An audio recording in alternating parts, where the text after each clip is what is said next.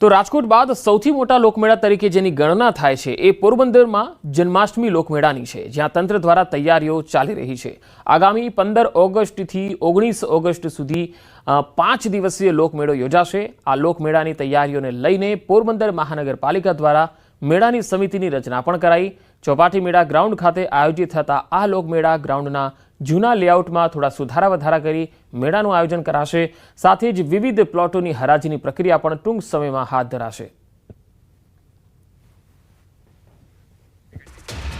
તો શક્તિપીઠ અંબાજી ખાતે પણ ફરી ભાદરવી પૂનમના મહામેળાનું આયોજન કરાશે।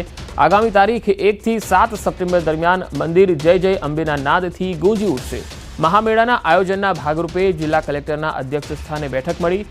પાલનપુર કલેક્ટર કચેરી ખાતે બેઠકનું આયોજન થયું। કલેક્ટર દ્વારા મેળાના સુચારુ આયોજન અને વ્યવસ્થાને લઈને સમીક્ષા કરાઈ।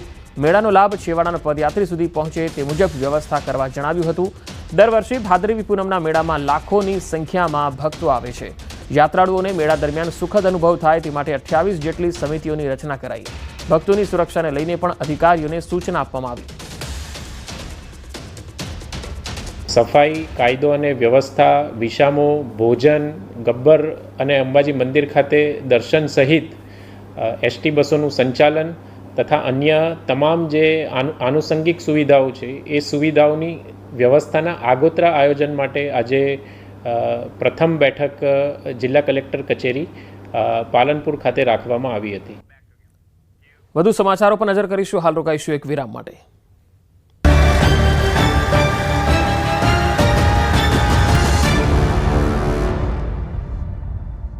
સ્માર્ટ ધોધમાર વરસાદનો આવી રહ્યો છે નવો રાઉન્ડ। 12 જુલાઈ સુધી અતિભારે વરસાદ ખાબકી શકે। 22 જુલાઈથી ફરી વરસાદ ભૂક્કા બોલાવશે। 30 જુલાઈ સુધીમાં જળબંબાકાર થશે। ગુજરાતમાં વરસાદના વિરામ બાદ ખેડૂતો ભૂક્કા કાઢી નાખે એવા વરસાદના નવા રાઉન્ડ માટે તૈયાર થઈ જજો। હવામાન નિષ્ણાંત અંબાલાલ પટેલે જુલાઈના બાકીના 20 દિવસમાં વિસ્ફોટક વરસાદ પડવાની આગાહી કરી છે। 12 જુલાઈ સુધીમાં કચ્છ, ઉત્તર ગુજરાત, પૂર્વ મધ્ય ગુજરાતમાં ભારે વરસાદ પડી શકે। 18 જુલાઈ બાદ મેઘરાજાનું જોર ઘટશે। 22 જુલાઈથી ફરી ભારે વરસાદ શરૂ થશે। 30 જુલાઈ સુધીમાં ગુજરાતમાં જળબંબાકારની સ્થિતિ સર્જાશે।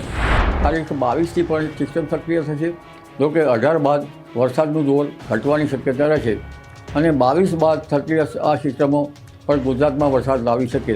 એટલે તારીખ 26 જુલાઈથી 30 જુલાઈ સુધીમાં ગુજરાતના ઘણા ભાગો ફરી જળબંબાકાર બની જવાની શક્યતા રહે। સૌરાષ્ટ્ર કચ્છમાં કડાકા ભડાકા સાથે ત્રાટકશે। બીજી તરફ હવામાન વિભાગે 3 દિવસ બાદ ફરી મેઘરાજા આળસ મરડશે તેવી આગાહી કરી છે। હવામાન વિભાગના કહેવા મુજબ 13 જુલાઈથી ગુજરાતમાં ફરી ભારે વરસાદનો રાઉન્ડ શરૂ થશે। 13 થી 16 जुलाई સુધી ઘણા ભાગોમાં ભારે વરસાદ પડશે। સૌરાષ્ટ્ર કચ્છમાં ભૂક્કા બોલાવે તેવો વરસાદ પડશે। 12 से 16 जुलाई तक भारी बरसात का भी संभावना है इक्का दुक्का स्थानों में, और 13 जुलाई हमारा सौराष्ट्र कच्छ में इक्का दुक्का स्थानों में भारी बरसात का भी संभावना है।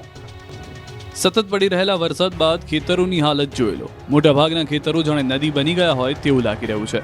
જ્યાં જ્યાં નજર કરો ત્યાં ત્યાં ખેડૂતોમાં ખેતરના ઉભેલો પાક પાણીમાં ડૂબેલો છે। 1-2 વીઘા નહીં પરંતુ 3 લાખ હેક્ટર જમીનમાં વાવેલો પાક પાણીમાં ડૂબી ગયો છે। પાકના સત્યાનાશના દ્રશ્યો સુરેન્દ્રનગર પંથકના છે। અહીંના ખેડૂતોએ હોંશે હોંશે કપાસ, મગફળી, એરંડા, અડદ સહિતના પાકનું વાવેતર કર્યું હતું। 70% વધુ પાકનું વાવેતર થયું, પણ વરસાદે વિરામ ન લેતા પાક બળી જવાનો ખતરો મંડરાઈ રહ્યો છે। લીલા દુષ્કાળથી ખેડૂતોને માથે ઓઢીને રડવાનો વારો આવ્યો છે। દક્ષિણ ગુજરાતમાં સતત 21 દિવસથી વરસાદ પડતા ખેતરો જળથી તરબોળ થઈ ગયા છે। 60%થી વધુ વરસાદ પડી જતા ખેડૂતોનો ડાંગરનો પાક ડગમગી ગયો છે। ડાંગરની રોપણી કર્યા બાદ વરાપ નીકળવાની આશા હતી, પણ વરાપ નહીં નીકળતા ધરુવાડિયા નષ્ટ થઈ ગયા છે, જેના કારણે બીજી વખત ધરુ નાખવા માટે ખેડૂતો મજબૂર બન્યા છે। જેથી ડાંગરની રોપણી પણ મોડી થવાથી ડાંગરનું ઉત્પાદન પણ ઓછું થશે। હાલ સુરત જિલ્લામાં માત્ર 8600 હેક્ટરમાં જ વાવણી થઈ શકી છે, જેથી ખેડૂતોને સર્વે કરી સહાય આપવા સુરતના ખેડૂત અગ્રણીઓ જયેશ પટેલ સહિતનાએ સરકારને પત્ર લખ્યો છે।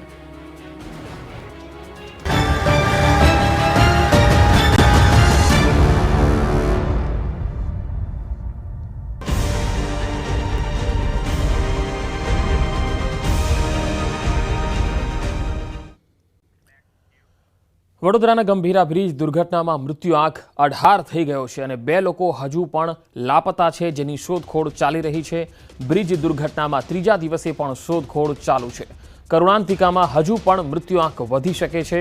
બ્રિજ દુર્ઘટનાની તપાસ માટે તંત્રની હાલ કાર્યવાહી પણ ચાલી રહી છે. 5 અધિકારી, એક ખાનગી નિષ્ણાતની સ્થળ પર તપાસ ચાલુ છે. માર્ગ અને મકાન વિભાગના 5 ઉચ્ચ અધિકારીઓ તેમજ એક ખાનગી બ્રિજ નિષ્ણાતને તપાસ માટે ઘટના સ્થળે તૈનાત કર્યા છે. આ તપાસ ટીમ બ્રિજના તૂટેલા ભાગના સ્થળનું વિઝ્યુઅલ ઇન્સ્પેક્શન કરશે.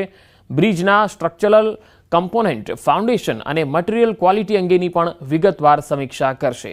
આ ટીમ દસ્તાવેજી વિગતો, મેન્ટેનન્સ રેકોર્ડ તથા અગાઉ કરાયેલા સ્ટ્રક્ચરલ ઓડિટના અહેવાલોનું પણ મૂલ્યાંકન કરશે. સાથે દુર્ઘટનાની પ્રાથમિક કારણો શું છે તેની તપાસ કરી રાજ્ય સરકારને રિપોર્ટ રજૂ કરશે, જેમાં જવાબદારી નક્કી કરવી, થયેલી ખામીઓની પદ્ધતિસર નોંધ લેવામાં આવશે. તો હાલ મૃત્યુઆંક 18 થઈ ગયો છે. 2 લોકોની હજુ પણ શોધખોળ ચાલી રહી છે. બચાવ ટીમો હજુ પણ અહીંયા શોધખોળમાં લાગેલી છે. 3 દિવસથી મહી નદીમાં આ શોધખોળ ચાલુ છે અને આ કરુણાંતિકામાં 18 લોકો મૃત્યુ પામ્યા છે.